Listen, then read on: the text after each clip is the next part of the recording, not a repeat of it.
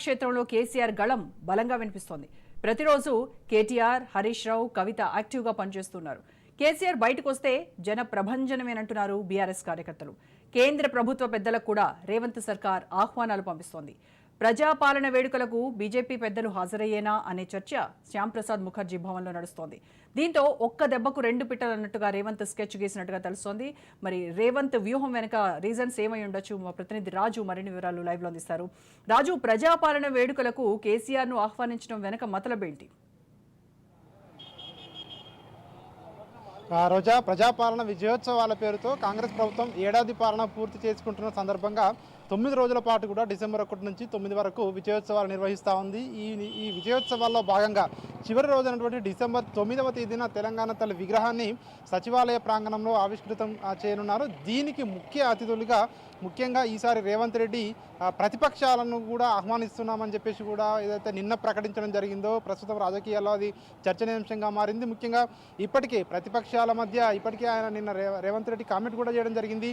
ప్రతిపక్షాలు పాలకపక్షాలు అంటే ఇండియా పాకిస్తాన్ లాగా చేయడం జరిగింది. ఇవన్నీ కూడా గత ప్రభుత్వాలు చేయడం జరిగిందని చెప్పి కూడా ముఖ్యంగా బీఆర్ఎస్ పార్టీని విమర్శించడం జరిగింది. ఈ నేపథ్యంలోనే మేము ఏ పని చేసినా కూడా అందరినీ ఆహ్వానిస్తాము, ప్రభుత్వం అంటే 119 మంది ఎమ్మెల్యేలు అని చెప్పేసి కూడా నిన్న కామెంట్ చేయడం జరిగింది. ఈ నేపథ్యంలోనే ప్రభుత్వం 9వ తేదీన తెలంగాణ తల్లి విగ్రహాన్ని ఇక్కడ ఆవిష్కృతం చేయనుంది. దీనికి ముఖ్య అతిథులుగా మాజీ సీఎం ప్రతిపక్ష నేత కేసీఆర్ను ఆహ్వానించాలని చెప్పి ప్రభుత్వం నిర్ణయించడం జరిగింది. కేసీఆర్తో పాటు ఇటు కేంద్ర మంత్రులుగా రాష్ట్రం నుంచి ప్రాతినిధ్యం వహిస్తున్నటువంటి కిషన్ రెడ్డి, బండి సంజయ్లను కూడా ఆహ్వానించాలి. అదేవిధంగా ఇతర పార్టీల నేతలు కూడా వాళ్ళని కూడా ఆహ్వానించాలని చెప్పి ప్రభుత్వం ఇప్పటికే నిర్ణయం తీసుకోవడం జరిగింది. దీనికి సంబంధించి హైదరాబాద్ ఇన్ఛార్జిగా ఉన్నటువంటి మంత్రి పొన్నం ప్రభాకర్కు ఆ బాధ్యతలను కూడా రేవంత్ రెడ్డి అప్పగించడం జరిగింది. ఇప్పటికే పొన్నం ప్రభాకర్ మీడియా ముఖంగా కూడా ఇప్పటికే వాళ్ళు ఈ యొక్క 9వ తేదీన ఏదైతే ఉందో ఈ యొక్క కార్యక్రమానికి హాజరు కావాలని చెప్పి కోరడం జరిగింది. అదేవిధంగా ప్రత్యక్షంగా వాళ్ళని కలిసి ఆహ్వానించడానికి ఆహ్వానం కూడా పలుకుతామని వాళ్ళ అపాయింట్మెంట్ కూడా కోరినట్టుగా కూడా తెలపడం జరిగింది. ఇప్పటికే కేసీఆర్ అపాయింట్మెంట్, కిషన్ రెడ్డి, బండి సంజయ్ల అపాయింట్మెంట్ కోరడం జరిగింది. ఇంకా వాళ్ళు సమయం ఇవ్వలేనట్టుగా కూడా ఇంకా తెలుస్తూ ఉంది. వాళ్ళు సమయం ఇస్తే ఖచ్చితంగా వెళ్ళి కలుస్తామని చెప్పి కూడా చెప్తా ఉన్నారు. ఇక్కడ మనం చూడాలంటే ఖచ్చితంగా రేవంత్ రెడ్డి చాణక్యంగా వ్యవహరిస్తా ఉన్నాడని చెప్పి కూడా మనకు అర్థమవుతా ఉంది. ఎందుకంటే ఈ యొక్క వేడుకలకు ఖచ్చితంగా వాళ్ళు వచ్చే అవకాశం అయితే మనకు కనిపించడం లేదు. ఎందుకంటే ఇప్పటికే ఇటు బీఆర్ఎస్ పార్టీ కానివచ్చు, ఇటు బీజేపీ పార్టీ కానివచ్చు, కాంగ్రెస్ ప్రభుత్వం ఏడాది పాలనపై వాళ్ళు గుర్రుగా ఉన్నారు. ముఖ్యంగా ఇచ్చిన హామీలు కానివచ్చు, అదేవిధంగా ఇతర 6 గ్యారంటీలు కావచ్చు, వాటిని అమలు చేయడం లేదని చెప్పేసి కూడా ఇప్పటికే విమర్శిస్తూ ఉన్నారు.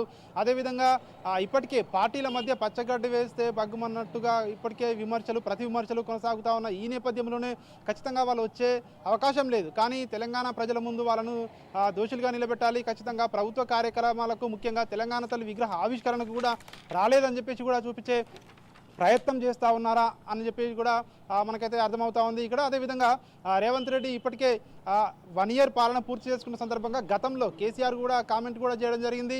ఈ ప్రభుత్వానికి 1 సంవత్సరం కాలం సమయం ఇద్దాము, తర్వాత హామీలు అమలుపై ప్రశ్నిద్దామని చెప్పి కూడా కేసీఆర్ సమయం ఇచ్చినట్టుగా కూడా కేటీఆర్ కూడా చెప్పడం జరిగింది. 2025లో కేసీఆర్ బయటకు వస్తారు అని చెప్పి కూడా గతంలోనే కేటీఆర్ చెప్పడం జరిగింది. ఈ నేపథ్యంలోనే డిసెంబర్ తర్వాత అంటే జనవరిలో కేసీఆర్ బయటకు వస్తారా, మళ్ళీ అంటే కాంగ్రెస్ ప్రభుత్వాన్ని ఏ రకంగా విమర్శిస్తూ ఉన్నారు, ఒకవేళ కేసీఆర్ బయటకు వస్తే రేవంత్ రెడ్డి తట్టుకుంటారా అని చెప్పేసి కూడా ఇప్పటికే బీఆర్ఎస్ నేతలు విమర్శిస్తూ ఉన్న పరిస్థితి కనిపిస్తూ ఉంది. ఇప్పటికే మొదటి నుంచి కూడా మనం చూస్తూ ఉన్నాము, ఇటు కేటీఆర్ కానివచ్చు, ఇటు హరీష్ రావు కానివచ్చు, వీళ్ళిద్దరే ప్రభుత్వంపై విరుచుకుపడతా ఉన్నారు.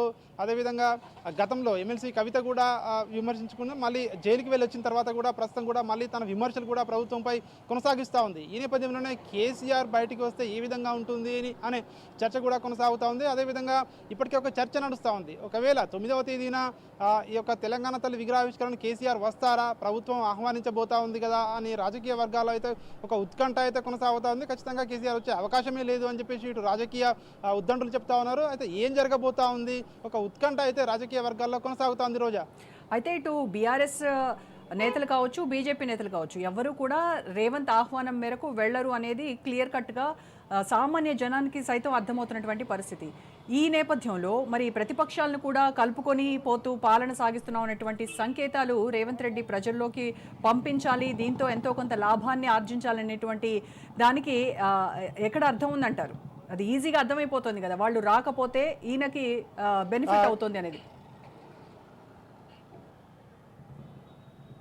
ఎస్, ఖచ్చితంగా. ముఖ్యంగా చెప్పాలంటే ఈ సంవత్సర కాలం పాటు ఇప్పటికే అంటే ప్రజల్లో ఏవైతే గ్యారంటీలు అమలు చేయలేదో కొన్ని మాత్రమే అమలు చేశారు, మిగిలిన అమలు చేయలేదు, వ్యతిరేకత వస్తుందని చెప్పేసి కూడా పార్టీ నేతలకు కూడా అర్థమైంది. కాబట్టి సో ఇంకా మిగిలిన ఉన్న గ్యారంటీలు అమలు చేయడం కావచ్చు, అదేవిధంగా ఇతర కార్యక్రమాలు చేపట్టడం కావచ్చు, ఇవన్నీ కూడా అందులో భాగమని చెప్పేసి కూడా ఇటు రాజకీయ వర్గాలకు చర్చ కొనసాగుతూ ఉంది. ఈ నేపథ్యంలో భాగంగానే ప్రతిపక్షాలను కూడా కలుపుకు వెళ్లేందుకే రేవంత్ రెడ్డి ప్రయత్నం చేస్తూ ఉన్నారు అనే ఇంప్రెషన్ రావడానికే ఇట్లా చేస్తూ ఉన్నారు అని చెప్పేసి కూడా మరికొందరి వాదన వినిపిస్తూ ఉంది. సో ఏది ఏమైనప్పటికీ రాజకీయాల్లో మాత్రం ఇట్లా ఒక ప్రభుత్వ పెద్దగా ఉన్నప్పుడు ప్రతిపక్షాలను కూడా కలుపుకొని వెళ్ళాలి కదా అని చెప్పేసి కూడా మరికొందరు వాదన వినిపిస్తూ ఉంది. సో ఇట్లాంటి పరిస్థితుల్లో రేవంత్ రెడ్డి ఒక చాణక్యమే అనుకోవచ్చు. ప్రతిపక్ష పార్టీలకు వాళ్ళకే వదిలివేయడం జరిగింది, ఆహ్వానాలు ఇస్తాము, మీరు వస్తారా లేదా అని చెప్పేసి. సో దానిపై ప్రతిపక్షాలు ఎట్లాంటి నిర్ణయం తీసుకుంటాయనేది మాత్రం మనము వేచి చూడాల్సి ఉంటుంది. రైట్ రాజు.